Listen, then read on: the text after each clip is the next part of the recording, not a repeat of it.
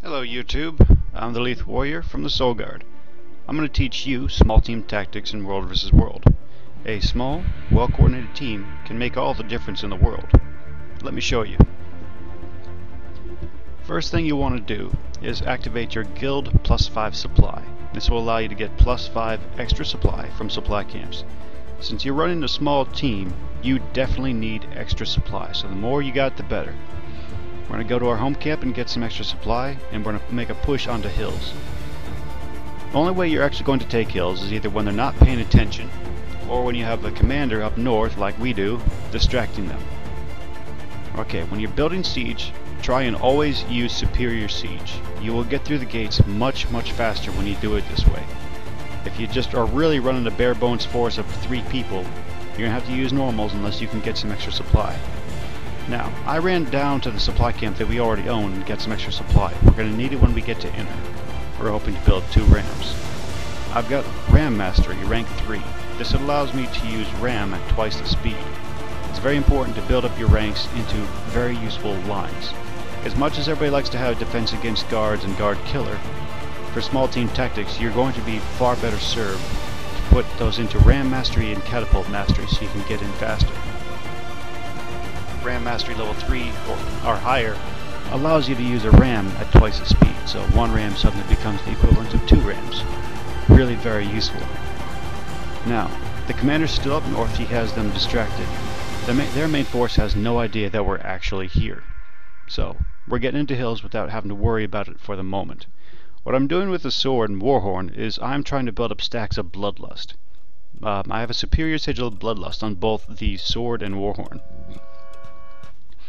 My main weapon set is actually a great sword and hammer.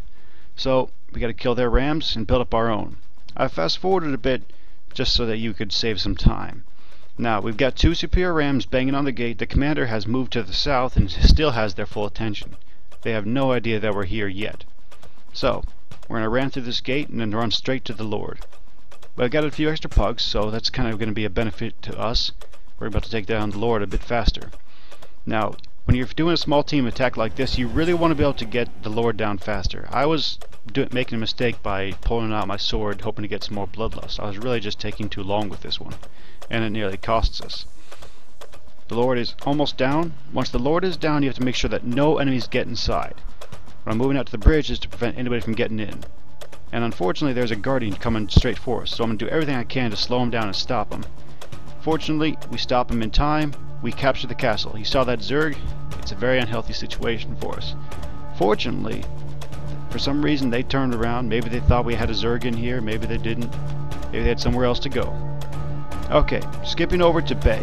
If you're going to want to attack Bay, rams will do the same job, but if they're actually defending it, you can do this. Pull out some catapults, put it up here in the ruins. These catapults can hit both walls. So if you can get a couple catapults hit up, you can hit 2 walls in Bay and do some severe damage to them. It's better than just using 1 ram on a gate, because now you're hitting 2 different things and they have to burn twice as much supply to repair the damage you do. And if they don't send a force after you quickly enough, you'll be able to take down the walls. Either way, it's going to hurt them in the supply pants. Alright, now that we've got 2 catapults up, I think we can manage up a 3rd. So in a second here, we're going to send down another catapult and try and do some more damage. I've alerted the commander to let him know that we have the walls getting very low, and pretty shortly we'll have them down entirely. About 1 time in 10, they'll actually have a main force come up and stop us from using these catapults.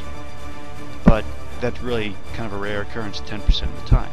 So 90% of the time, we can either get the wall down or extremely damaged before they can actually come by and stop us. Since there's about 5 of us right now roaming in this particular location, it'll take 5 or more to actually stop us from using these catapults. Okay, we've got 3 catapults up now. As you can tell from the shots, we're doing a fair bit amount of damage with just normal siege. It's far better to have superior, but unfortunately I just did not have any on this character at this time.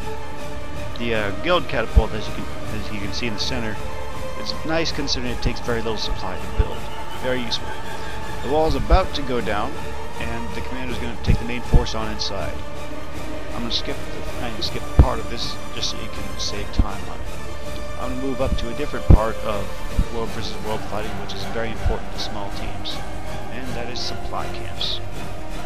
Okay, this here is the North Camp. If you are running with some up levels or people that just don't do enough damage, or you're going to take a risky camp like the North Camp, you might want to start using some siege. It's good to use a superior ballista. I only have a normal one in my inventory at this time, so I'm going to put my up level guardian on it, and I'm going to go aggro the guards. Now once I've got the guards' attention, the ballista can do some serious damage to them. As you can tell, it's Christmas time, so you can see the candy cane ballista going working its magic. Okay, supervisor's down, getting the normal guards. Okay, unfortunately now they have somebody actually at the camp. Somebody's got a superior air card here. I'm gonna go take care of him. He's running away. I'll destroy their siege while I can. Gotta get this guard out. I figured him out. Uh-oh, the guard has ran back into the circle. If my elementalist had walked outside the circle, we could have gotten some more ticks on it. Okay, this warrior's not paying attention. He's not trying to save the day. Unfortunately, though, he's got some friends that did come in to save the day. Now there's 3 of them in the camp, and looks like there's more on their way. So we're going to move back towards our ballista. If you've got siege, use it to your advantage. Now, hit him with a couple of ballista shots. I'm going to get ready to go back into the fight. Alright, they're organized. They're moving around to the backside. They're going to try and flank our ballista. Now, I recognize this ahead of time, but unfortunately they just stealthed, and I can't see him. I missed my big stun when I got blinded, so now they had the advantage and the initiative. One of our guys went down, I banded him up, and unfortunately the fight is just not going in our favor. So, moving into our home supply camp. Small guild force is coming over here to try and take it from us. When you're trying to really fight a small team fight, you really want to try and pick down one target after another. If you have a heavy stun warrior like me, you want to try and have him do as many stuns as he can until he gets something down, then move on to the next target. Having your stun warriors or your heavy control players trying to focus on the down is kind of a waste of time and energy. You're better off trying to control the whole team instead of worrying about the down guy. Somebody else can stomp him for you. Try and designate ahead of time. Right now what I'm doing is I'm walking heavily right into a lot of damage in AoE. I'm a very tanky warrior, so I'm not worried about that. Once you can push through and you can break their defenses, your entire team could come in after you. Now, again, you really want to try and focus them down. What you're seeing has happened to me is I'm getting stunned again and again. Stability is very important, so pop it when you need it. I found their commander, he's a mesmer. I stunned him, knocked him down. He was immobilized and stunned for about 2 to 3 seconds. Very, very important in a small team fight. Now, engineer's running away. There's a necromancer trying to revive one of the down players. I'm going to go stun him and get him away from there. Control is extremely powerful. That's why hammer warriors are very in high demand in World War II. Anyway, we've just about cleaned up this entire crew, so the fight's gone well. This necromancer's going to go down. We've won that fight. Anyway, this was the Lethe Warrior with the Soul Guard. Thank you for watching. It's been a good video, and I hope you like what you see. If you like the video, please hit like, and maybe we'll make some more. If you're interested in joining the Soul Guard, we are a Blackgate guild, and if you want to, you can contact the Lethe Warrior or Nimici Dezolare. Thank you for watching.